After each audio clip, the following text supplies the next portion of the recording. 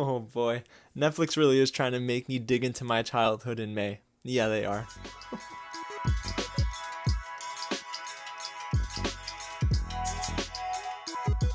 What's going on, you guys? James here with another real bit of news, and today we're going to talk all about the new Netflix releases in May. Oh my goodness. There's a lot of good stuff, and there's some filler, but I'm going to highlight some of the best TV shows and movies that you're not going to want to miss next month. One word, Avatar. But before we get into all of that, if this is your first time here at the channel, welcome to Real James. Now if you're wondering who that is, that's me, and I love talking all about movies, so if you love what you hear and what you see, go ahead and hit the big red button below and subscribe to the channel. Now you're not going to want to miss out on anything new, so tap on that notification bell just to stay up to date with the channel. Okay, there's going to be a poll right at the top of the screen, and it's going to ask you which title, whether it be a movie or a TV show, that's coming up on Netflix in May that is your absolute favorite, or one that you're looking forward to the most. So I'm excited to hear from you guys. Also in the comments below, get loud, let's have a conversation and talk about what's coming up on Netflix in May. Okay, so let's waste no more time and get into the flurry of movies and TV shows dropping on May 1st, because guys, listen, there's a lot of writing, a lot of copy and pasting, and a lot of research, because there are plenty of highlights on May 1st, and that's only the first day of the month. So let's hop into the first big title. Ace Ventura Pet Detective is Jim Carrey at his peak, and it's such a great comedy. I love it. It's stupid, silly humor, but it works for me 110%, and I'm so glad we get to talk about a comedy movie in these crazy times. We definitely need it. Now this next release is a Netflix exclusive. I am actually really anticipating this. It's not my most anticipated of the month, but I'm curious because it stars Ashton Saunders from Moonlight and Jeffrey Wright from basically about everything. Westworld, Casino Royale. I mean, the dude is a legend, and it's also written and directed by someone who co-wrote Black Panther. Joe Robert Cole sits in that director's chair, and if you don't know much about the movie, it's basically about a young criminal who arrives out of prison and he reflects on his life up to this point. It deals with maybe him having to get into some crime to supplement, funds at home, and it can get really complicated. There's a pregnancy I think I saw in the trailer too, so there's definitely a lot to pick at with this storyline, and I'm really curious to see how it all blends together. And then you want to talk about throwback. Back to the Future 1 and 2 are going to drop on May 1st. If you haven't seen Back to the Future 1 and 2, what are you waiting for? I'm so glad May 1st is around the corner for you, person who hasn't seen Back to the Future. You owe it to yourself. Robert Zemeckis at his best. I love Christopher Lloyd and Michael J. Fox. It's just a great combination of comedy, action, and sci-fi. It's beautiful. Now this next one is also a Netflix original, but it could be one of those sleeper hits for the month. It's called Get In. It's actually a French film. It's a thriller, and the synopsis is interesting, so I'm going to go ahead and read it for you real quick. A French thriller where a man returns home and finds his home occupied by squatters. Now, it looks really dark, not just in terms of the lighting. It actually seems like it's going to be pretty crazy. So if it's anything like The Platform, which I actually haven't watched yet, I'm expecting it to be crazy. And then rounding out May 1st is this limited series by Ryan Murphy, who you know from American Horror Story and American Crime Story. The O.J. Simpson story is actually one of my favorite limited series on TV, and Hollywood really surrounds the up-and-coming actors and actresses in Hollywood that are trying to make it big, and they have to do some things to get recognized and get put in a feature-length film. It seems very raunchy, and also it's a very promiscuous kind of vibe that you get from this, although the cast is what really drew me in. You have Samara Weaving from Ready or Not. I reviewed that for the channel, and it is a fun movie. It's just kind of zany. Then you have Queen Latifah, who is a legend. Okay, she's awesome. I love her in pretty much everything I've seen in the last few years. She was great in Girls Trip too. It's a funny movie. And also Laura Harrier, who is someone I was curious about since Spider-Man Homecoming. I liked her in that role as Peter Parker's love interest at the time, and I think that she's got more to offer. So in this limited series, I'm really curious to see how they frame her character. It seems like she's got this role that is going to shake up a lot of things in Hollywood, or at least in this story. It's more fictitious than anything, but there are some undertones here that I think are going to resonate not only with me but with so many viewers. So I'm very excited to see what Ryan Murphy can deliver. And the last title on May 1st that is a highlight for me is Sinister, a film that so many film pundits and critics and journalists across Twitter have been hyping up for this month. It's directed by Scott Derrickson, who did Doctor Strange, one of my favorite MCU movies.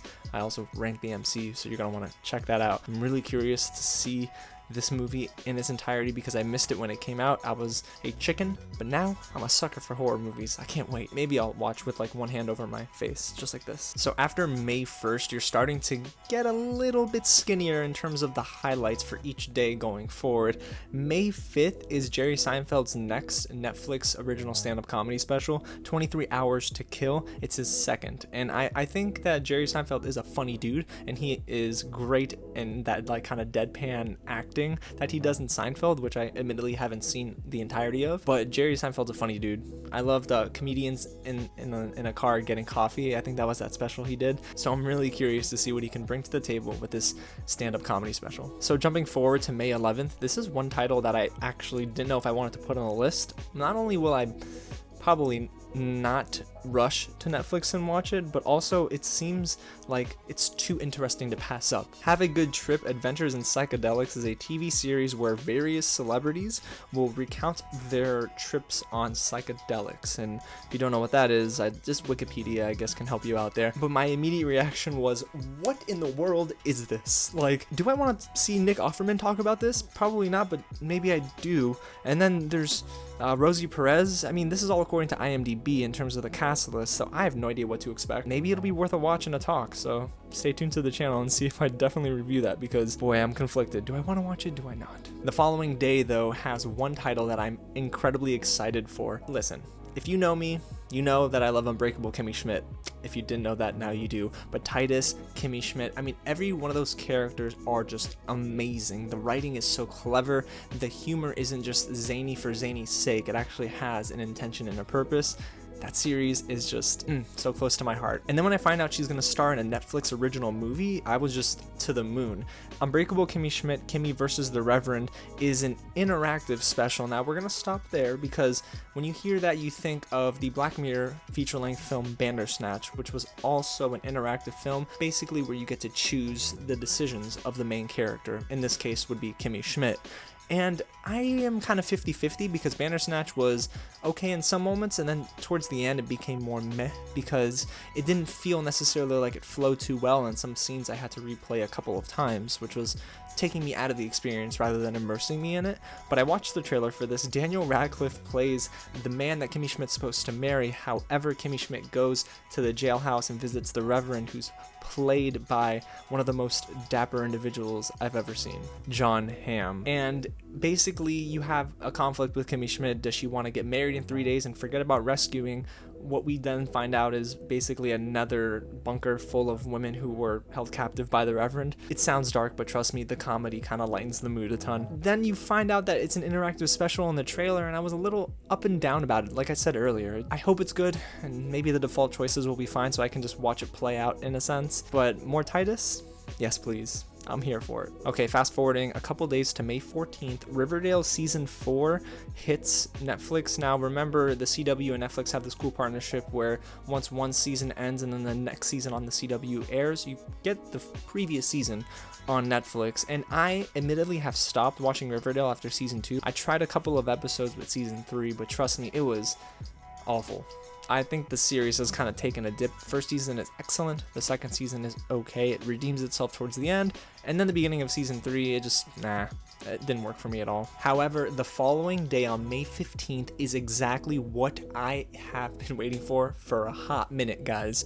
Because as a kid, I grew up with Nickelodeon, Cartoon Network, Adult Swim, all of that goodness. I missed out on Avatar: The Last Airbender because for some reason, I just didn't stay committed from episode 1, and as a kid I thought, it's Season 3, I've already missed out on too much, so I just let it ride. Now it's huge because this hasn't been done before, and there's going to be a lot of people, kind of like me I guess, that know of the show but don't necessarily have a deep understanding because they didn't watch from seasons 1 all the way to the end. So your boy's locking in, and we're going to review that for the channel. Okay, so we're getting closer to the end of the month. On May 20th, Ben Platt's Netflix special live from Radio City Music Hall is gonna be interesting. I'll probably give it a watch because I actually love the Dear Evan Hansen soundtrack. The original cast recording for that play is unreal. I remember countless trips home from work where I would just put it on, boom, jam out. And I just know some of the songs immediately from when you hear it. And Ben Platt is a good actor, so I'm really curious about it. I didn't know that it was dropping this month until I saw the list, to be completely honest with you. And again, another big CW show, Flash Season 6, is going to drop on the same day. Alrighty guys, we got a few more title originals to talk about with 3 days left, or at least 3 major days left in May. May 22nd, we have Control Z, which is interesting to me. You guys might find this more interesting than myself because I haven't watched Elite, but this is a Spanish drama where, from my understanding, this one hacker gets all these secrets from these teens and they threaten to, like, you know, use it against them and extort them. It gets a little convoluted, but it does sound promising. And then a movie that I have been anticipating on Netflix since we heard it was going video on demand, and it also stars 2 of some of my favorite actors in Hollywood, Issa Rae and Kumail Nanjiani in The Lovebirds. It was originally supposed to be given a theatrical run in April. Now it's getting a video on demand release because of, you know, the coronavirus pandemic, and unfortunately it's not going to get big play towards the end of the year due to Black Widow and then Tenet and maybe Dune. So yeah, I think The Lovebirds on Netflix will actually do it well. And what I'm really excited for is the director, Michael Showalter, who actually did The Big Sick, one of my favorite rom-coms of the past decade. It's so good. Oh, Adam Sandler. Man. May 25th, we're getting on Netflix, guys, Uncut Gems, directed by the Safdie brothers and starring Adam friggin' Sandler. A movie where, for me, it's his best role, and normally I feel like I've seen more bad Adam Sandler than good. Uncut Gems is one of the most finest films I've seen, and it's another instant classic from A24. The soundtrack, the pacing, the adrenaline rush, Adam Sandler being crazy good in this role is just unreal. If you haven't seen it, this is your chance in May. And then, as we close out May, on May 29th, Spaceforce Season 1, a Netflix original series, one that has been highly anticipated. It stars Steve Carell, Ben Schwartz, the showrunner is Greg Daniels, who actually was the showrunner for the US version of The Office, so there's a lot of chemistry here. The formula works great, and it is parodying, of course, the stupid Space Force that this government has created. We're not going to get into politics, but I'm really glad the show's going to exist. It looks great, and I cannot wait for it on May 29th. Actually, that's my most anticipated release of the month. That would be number 1, and then number 2 would be All Day and a Night, and then I guess Avatar, because, like I said, I haven't seen the entire series, and I'm excited to see what my childhood self was missing out on. Alrighty, you guys, well, there you have it. Every single big May release, in my opinion, on Netflix. So if you loved what you heard and what you saw, again, go ahead and hit the big red button below and subscribe to the channel. Tap on that notification bell right next to it as well, just to stay up to date, because we're dropping some reviews for some of these Netflix originals and these new releases. Again, follow Real James on social media, like this video, share it with your friends, and trust me, you're not going to want to miss out on some awesome classics I'm about to review for this new Real Rewind series that I announced on the live stream last week. So again, thank you guys so much for watching, and I'll catch you at the next screening.